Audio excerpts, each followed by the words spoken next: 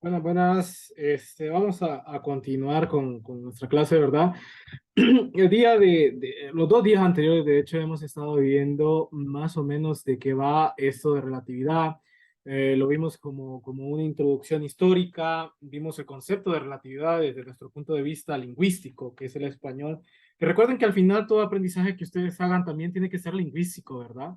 Nunca pierdan de vista la importancia del español, porque ni de ninguna lengua, sobre todo si las hablan y van a intentar o van a estar comunicándose con ellas, nunca pierdan de vista eso, porque al final el conocimiento, la única forma de transmitirlo y por lo tanto la única forma de que sea útil es si ustedes se pueden comunicar correctamente, ¿verdad? Entonces, no ustedes, ¿verdad? En ingeniería química nunca me ha pasado eso, sería mentirles, pero hay otras carreras que cuando uno les dice esto, lo primero que dicen es, yo no estoy estudiando español. Si yo quisiera estudiar español, me voy a estudiar español y estoy aquí para estudiar matemática, para estudiar física, para entender cómo funciona el universo y no entienden cómo funciona el español. Entonces, si no tienen una forma eficiente, efectiva, eficaz de comunicarse, va a estar bien difícil entender este tipo de conceptos porque se los va a transmitir que un libro que está escrito en qué, en español, te lo va a transmitir una persona que habla español, ¿sí? Entonces, ustedes han visto eso, ¿verdad? De que puede pasar, por ejemplo, con un examen mal redactado. Una prueba mal redactada, eso puede ser una pesadilla. Y entonces, esto del español es bien importante. Nunca lo pierdan de vista, ¿verdad? Bueno, empezamos con lo que vamos a llamar relatividad galileana o relatividad clásica. Entonces, la verdad es que como les he estado diciendo estos días, la relatividad no debería de, es posible que lo sea, pero no debería ser un concepto nuevo para ustedes. La relatividad ya existe. La relatividad ya existe en la mecánica clásica. Relatividad ya existe en mecánica clásica.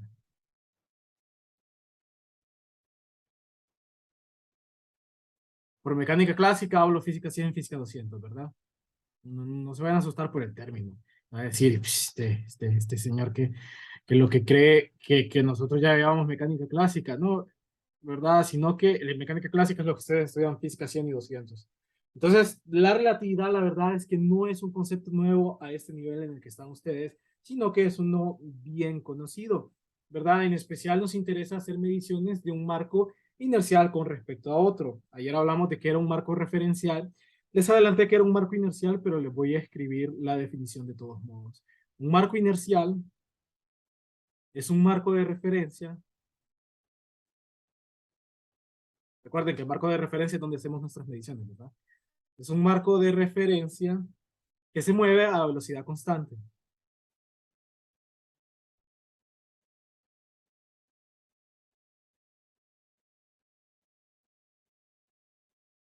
respecto a otro. Entonces, recuerdan, ayer teníamos la bicicleta, el suelo y el tren, todos se movían a velocidad constante, por tanto, entre ellos, por tanto, todos eran marcos inerciales. Sí, entre ellos o respecto a otro es importante, de verdad, porque la verdad es que no puede existir un marco inercial tal cual porque todo se está moviendo, el universo se está moviendo, las galaxias se están separando, la Tierra está rotando, el Sol está moviéndose con respecto al centro de la galaxia, todo se está moviendo, ¿verdad? Y cuando lo piensan así, pues se pueden marear un poquito, ¿verdad? No hay nada que realmente esté estático en ningún momento, pero digamos que lo que nos importa es esto, ¿verdad? Que se mueva a una velocidad constante respecto a otro. Entonces, la transformación de cantidades de un marco inercial a otro se llama transformación galileana. Sí, ustedes ya la han visto, pero le vamos a poner nombre ahorita, ¿sí? Entonces, la transformación,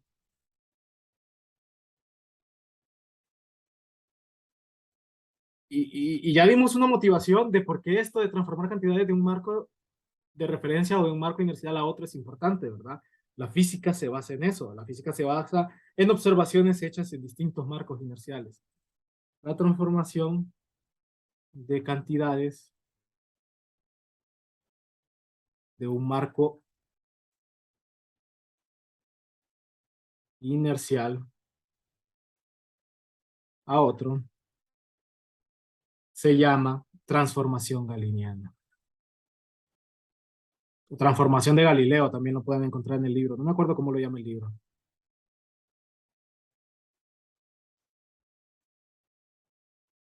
Sí, que de nuevo, ustedes ya lo conocen, solo que pues, no lo habían visto con nombre. Y ahora lo vamos a nombrar. Una cosa importante con las transformaciones galileanas es que las leyes de Newton, ¿se acuerdan cuáles son las leyes de Newton? Si no se acuerdan, hay que estudiarlo, ¿verdad? Hay que estudiarlo. Igual les voy a dejar una asignación hoy con respecto a eso de las leyes de Newton para que lo recuerden. Pero, o sea, ustedes no pueden irse, porque para química 321 es última física. Ustedes no pueden irse de aquí sin saberse las tres leyes de Newton de memoria, ¿verdad? Las leyes de Newton no cambian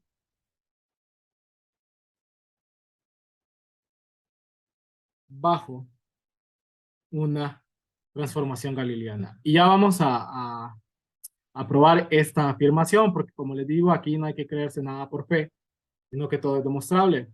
Sí, de nuevo, eso no tiene nada de malo, ya lo he dicho varias veces en varios videos, varias clases, ¿sí? No tiene nada de malo ser creyente, ¿verdad? Solo que hay que aprender a separar las cosas. Y la Biblia yo la creo por fe, ¿sí? Y no tiene nada de malo eso, en ningún momento, pero la física, la ciencia, no la puedo creer por fe. Y eso sería una contradicción. Hay que aprender a separar las cosas, ¿sí? Bajo una transformación galileana. Ok, entonces para ello les voy a proponer una situación en la que tenemos dos marcos inerciales y esto del tren va a ser algo recurrente cuando estamos estudiando relatividad. Digo recurrente, la verdad solo lo vamos a ver como dos, tres veces, porque clásicamente, o digamos históricamente, el experimento planteado, el experimento mental de Albert Einstein es el experimento de un tren. Entonces, más que nada es por razones históricas, ¿verdad? De hecho, sí, eso fue lo que se planteó Einstein, vamos a ver más adelante, pero básicamente, ¿qué pasaría si yo pudiese apuntar a un rayo de luz en un tren con dos espejos, uno abajo y uno en el cielo del tren? ¿Qué pasaría con las mediciones? Bueno, por ahí va la cosa, se los estoy adelantando. Entonces, imaginen que tenemos dos marcos inerciales, este tiene un centro o cero si lo quieren llamar, y a este lo vamos a llamar el marco referencial S, e imaginen que tenemos otro marco referencial con un origen o prima y lo vamos a llamar S prima. La diferencia es que este está montado, digamos, sobre un tren, ¿sí? Que se mueve a una velocidad constante v, que solo está en el eje X, que el eje X coincide para los dos. Digamos, este es el eje X prima y este sería el eje X. Sí, entonces es fácil notar varias cosas. Si nosotros ponemos, por ejemplo, el centro del tren aquí, entonces, ¿cuál va a ser la coordenada del centro del tren con respecto al primer origen? Parece una pregunta tonta, pero sí quiero que se tomen un momento para pensarlo. Si es necesario, pausen el video y una vez lo pausaron, regresen y se convenzan de que esta coordenada no es más que esto sería para este marco X, ¿verdad? Para el segundo marco que tiene este origen que va en movimiento con respecto a este primer origen, esto sería simplemente X'. Sí, lo que es más, siempre va a ser X' el centro del tren para él. La X va a ir aumentando a medida pase el tiempo. Es relativamente sencillo ver eso, ¿verdad? Me avisan si no lo entienden, me avisan si estoy yendo muy rápido, me avisan si se están perdiendo, pero yo esperaría que no, ¿verdad? Es relativamente fácil ver que la distancia esta, pues sería simplemente X en X, ¿sí? Es X en X. Y esta sería X' en X', prima. ¿Sí? Es fácil ver eso. Ok, al menos espero. Yo digo fácil, pero de nuevo, si alguien no entiende, pues simplemente me avisa y ahí vemos cómo solucionamos. Es evidente también que esta distancia que está aquí no es más que si el origen este es igual al segundo origen en t igual a t' igual a 0, ¿sí? ¿Qué distancia habrá recorrido aquí? ¿Qué les dice y eso es hasta cinemática, por ejemplo? ¿Qué les dice cinemática? Esto no debería ser más que ese B mayúscula por T. Sí, el tiempo que se ha movido, esa va a ser la distancia que ha recorrido, suponiendo que los orígenes hayan sido los mismos en un principio, y si no, pues se le agrega una constante y ya estuvo, ¿verdad? Recuerden que este origen nosotros lo podemos elegir como querramos, ¿sí? Entonces, supongan ustedes que viene algún travieso y tira un cohete aquí en medio del tren este, ¿sí? Entonces, ¿cómo se mediría ese evento? Porque al final eso es lo que nos interesa, ¿verdad? Medir y comparar eventos, ya sean experimentos físicos, ya sean cosas que pasaron, etcétera. Ese, digamos, es nuestro interés. Entonces, eh, supongan que pasa eso. ¿Cómo mide el evento un observador en este marco de referencia?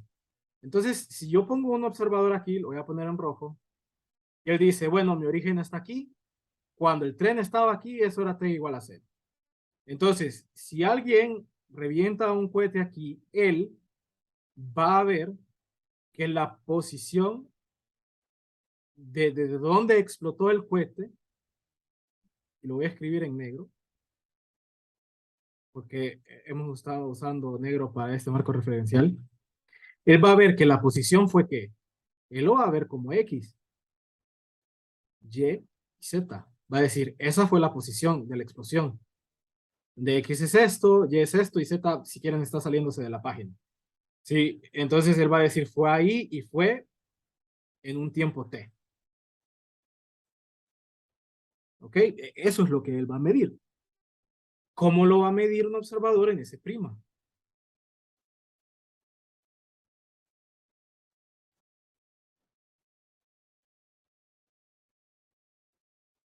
Entonces, quiero que se tomen un momento para pensarlo, ¿verdad? De ser necesario, pausa en el video, poniendo que él también está aquí en el mero origen. De ser necesario, pausa en el video y se ponen a pensar, tiene mucho sentido lo que está diciendo, o no tiene sentido, no lo entiendo, voy a regresar un poquito, no tiene sentido, no lo entiendo, voy a preguntar directamente. Bueno, él lo va a medir en una posición R', que va a ser X', no sé por qué lo puse como vector, una disculpa. Va a ser X', Y', Z', y en un tiempo de prima. Noten que evidentemente, digamos desde un punto de vista clásico, sí, porque de momento no tenemos razón para pensar en otra cosa, estos dos tiempos siempre van a ser iguales, porque los dos relojes empezaron a medir apenas salió el tren, ¿sí? Aquí, miren. Entonces, yo no tengo ninguna razón para creer que esos tiempos van a cambiar. Clásicamente van a ser lo mismo. Lo que es más, yo puedo mover estos ejes coordinados de tal forma que la velocidad únicamente vaya en X, como hemos visto aquí. Entonces, y escucha. Entonces, ¿qué es lo que va a pasar? ¿Cómo se comparan estas mediciones? Entonces, es evidente del dibujo y también de allá de su clase de mecánica, allá en su clase de física 100, ustedes saben, y es evidente del dibujo, que el centro va siempre a estar dado por qué. A ver, a ver si se acuerdan, a ver si lo pueden deducir. Ese centro, que es donde vamos a asumir que se dio la explosión en un tiempo t, no es más que x es igual a, ¿qué sería? Sería lo que ha recorrido el tren más la coordenada interna, ¿verdad? Sí, es relativamente fácil verlo. Sería lo que se ha movido el tren hasta el tiempo t más lo que le tenga que sumar en la coordenada interna, ¿sí? Para llegar al centro. Porque yo lo que sé como observador es cuánto se ha movido el tren. Digamos que puedo tener un desconocimiento total de si el centro ha cambiado de lugar. Lo podemos justificar así. Pero yo lo que veo como observador es que va a una velocidad v constante. Entonces ha recorrido una distancia de cuánto, de v por t, más para encontrar el centro, tengo que sumarle, pues, cuánto es el centro dentro de ese marco inercial propio. Entonces, y también se puede ver del dibujo, ¿verdad? Entonces eso va a ser igual a b por t. Vamos a asumir que b solo ve en x, así que yo lo voy a escribir así nada más. Y más x'. Lastimosamente, por cuestiones históricas más que todo, esta no es la forma usual de ver las cosas, sino que normalmente vienen ustedes y lo que hacen es restar la velocidad con respecto a la coordenada que se está moviendo. Es decir, que esto implica, y es un simple despeje, ¿verdad? Y no tiene por qué confundirlos. Digamos que en una primera mirada sí puede confundir, pero es un simple despeje, ¿sí? Solo voy a pasar a restar este BT al otro lado, ¿sí? Entonces vamos a decir que X' es igual a X menos B por T. Noten que en principio no tengo ninguna razón para creer yo que las otras coordenadas han cambiado de ninguna manera. Sí, el movimiento solo va en la dirección de las X. Entonces, pues, ¿por qué va a cambiar Y? ¿Por qué va a cambiar Z? Inclusive el tiempo no tengo ninguna razón para creer que ha cambiado. Va a ser exactamente el mismo, ¿no? Clásicamente hablando.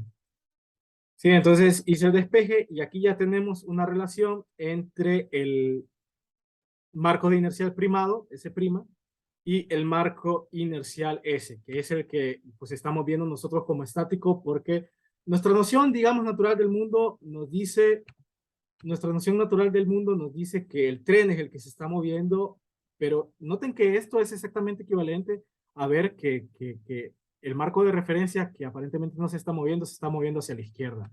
Y de hecho eso es lo que nos dice esta ecuación, esta que está aquí, que x' es igual a x menos bt. Eso es como ver que esta persona se está alejando de nosotros a una velocidad. Eso es, ¿sí? Entonces espero que haya quedado claro. Pero como les digo, si hay alguna pregunta, no duden en hacérmela saber. Entonces, nuestro fin era este, ¿verdad? Encontrar ecuaciones que relacionen un marco inercial con respecto a otro. A esto que está aquí se le conoce como transformación galileana.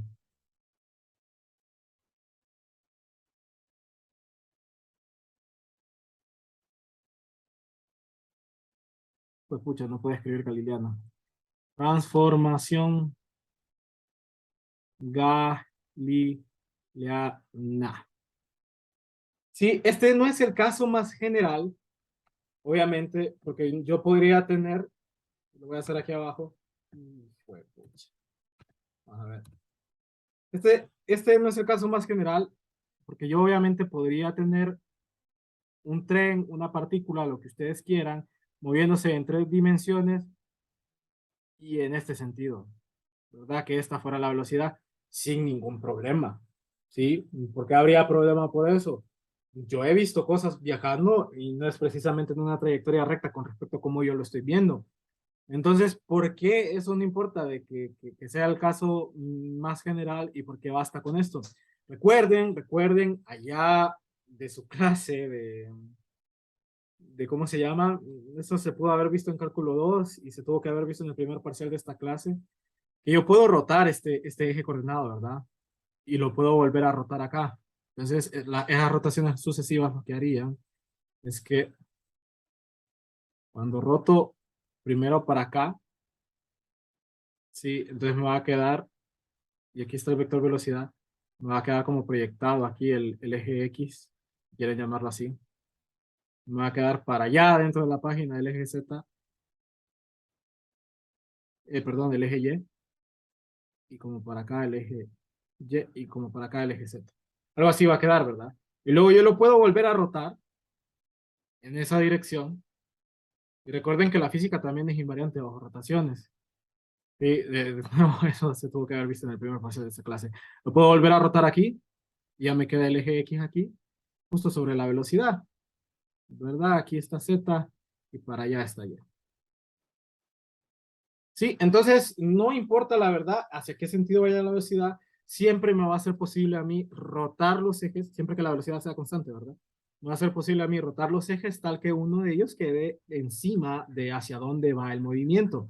Esto que acabo de explicar, así un poquito la carrera, sobre todo porque se supone que ya lo vieron en el primer parcial. Igual, si alguien no lo entiende, no deben preguntarme. Eso es bastante importante. Sí, es digamos, una de las ideas principales que se tiene que manejar a la hora de estudiar relatividad. Entonces, utilizando la transformación galileana, si se acuerdan, nosotros hemos aseverado que las leyes de Newton son invariantes bajo esta transformación.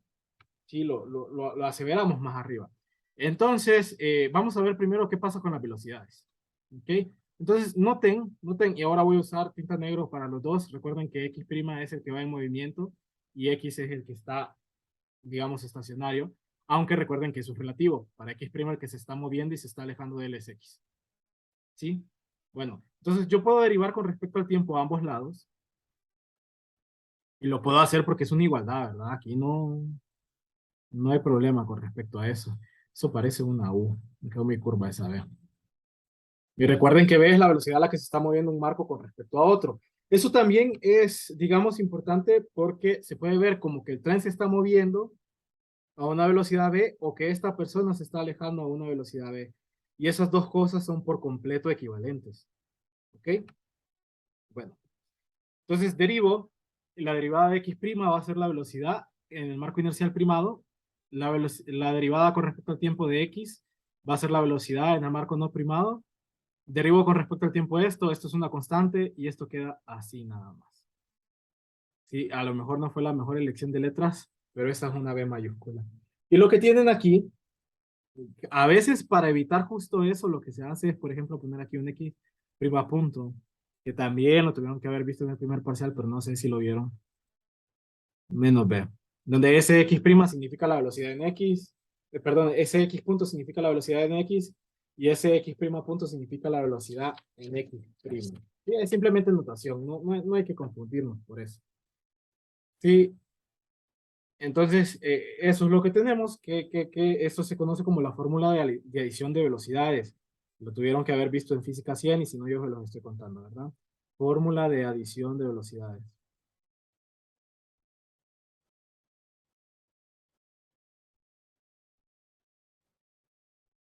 Sí, igual se puede despejar, probablemente lo hayan visto también como B' más B igual a B, algo por el estilo, ¿verdad? Depende hacia qué dirección va, pero eso se suma o se resta. Sí, y esa es la fórmula de adición de velocidades clásica. Vamos a nosotros ver la relativista pues dentro de poco, probablemente en otra semana. Sí, entonces, pues nada, eso, y así es como se hacen mediciones entre dos marcos de referencia inerciales, que es lo que nosotros estábamos buscando estudiar. Entonces, ahora vamos a ver, permítanme.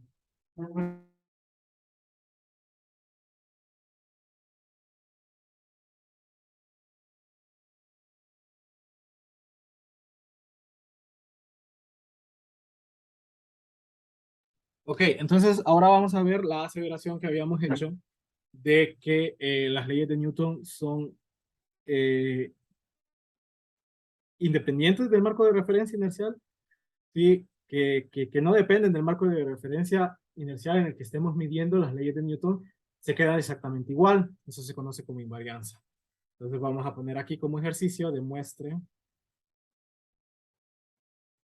que la segunda ley de Newton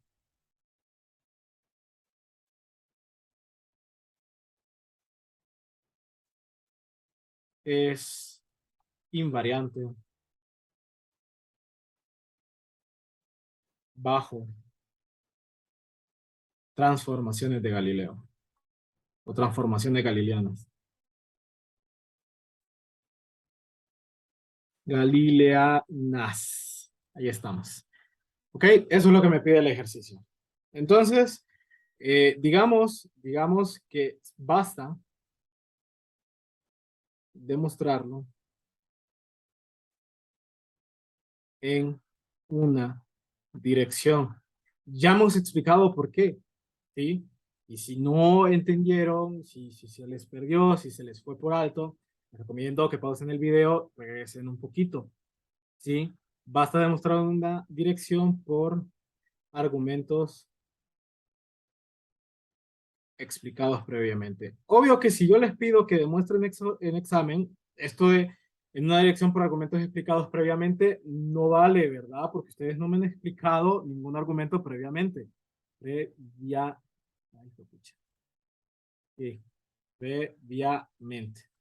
Sí, en examen aquí ese argumento no vale porque yo sí lo expliqué arriba, ¿verdad? Ustedes no me han explicado nada aún, entonces en examen hay que hacerlo todo. Bueno, basta demostrarlo en una dirección por argumentos explicados previamente. Si vamos a tomar una dirección que sea en la que va la velocidad, ¿verdad? Estos casos Estos dos serían demasiado triviales, ¿sí? Entonces, lo vamos a hacer, lo haremos en el sentido de hacia dónde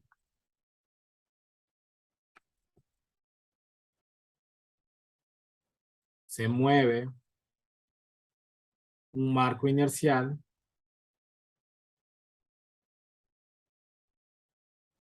respecto al otro. ¿Ok? Entonces vamos a tomar la fórmula de adición de velocidades. Partiremos de la fórmula. Y qué feo se escucha fórmula, ¿verdad? Como receta de cocina, pero aquí hay que llamarlo así porque la verdad es que no es una ecuación por razones que vamos a estudiar más adelante, ¿verdad? Partiremos de la fórmula de adición de velocidades. ¿Ok? Entonces, sabemos que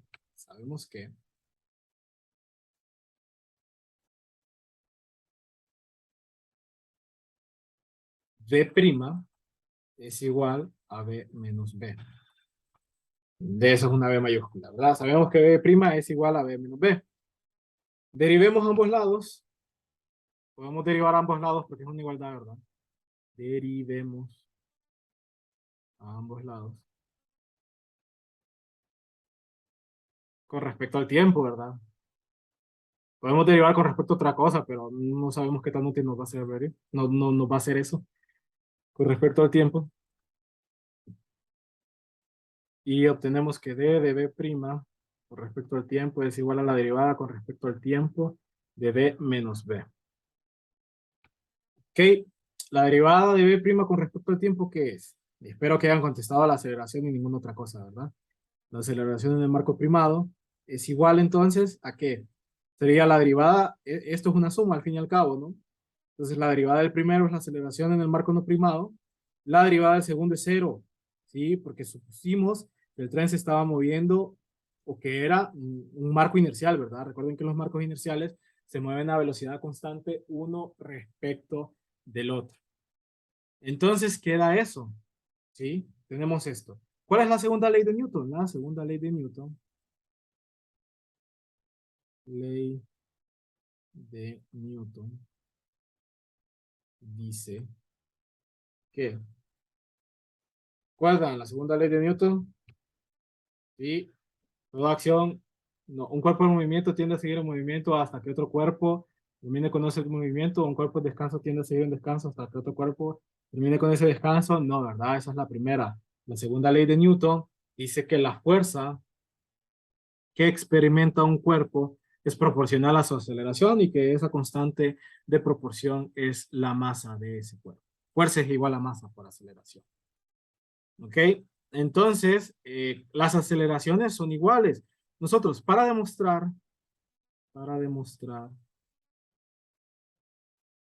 que Newton 2, así voy a llamar a la segunda ley de Newton, es invariante, debemos mostrar que la fuerza en el marco primado es exactamente igual a la fuerza en el marco no primado. Y eso ya va a hacer que la segunda ley de Newton sea invariante porque es la misma sin importar desde dónde la esté midiendo. ¿Sí? A eso nos referimos con invariante. No cambia según el marco de referencia. Entonces, partiendo de uno, que uno fue aparte, ¿verdad? No estoy utilizando esto para demostrarlo. Esto es por demostrar que esto es a lo que queremos llegar. No lo estoy utilizando, ¿verdad? Es a lo que queremos llegar, no es una hipótesis. Hay que tener cuidado porque esas cosas son a veces sutiles, pero sí son diferentes y sí son importantes. Ok, entonces, partiendo de uno, tenemos que la aceleración en el marco primado es igual a la aceleración en el otro marco. Podemos multiplicar esto a ambos lados por la masa, porque es una igualdad, ¿verdad? Multiplicar algo a ambos lados de una igualdad no va a romper la igualdad. Queda que masa por aceleración primada es igual a masa por aceleración. ¿Pero qué es esto?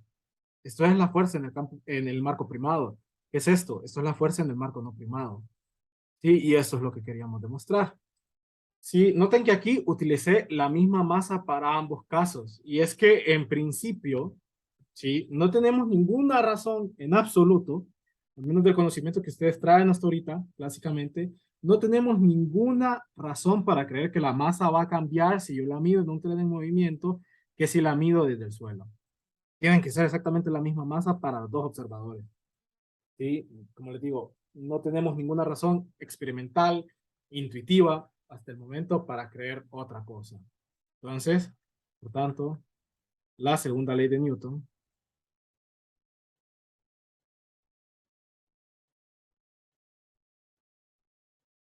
es invariante bajo transformaciones galileanas.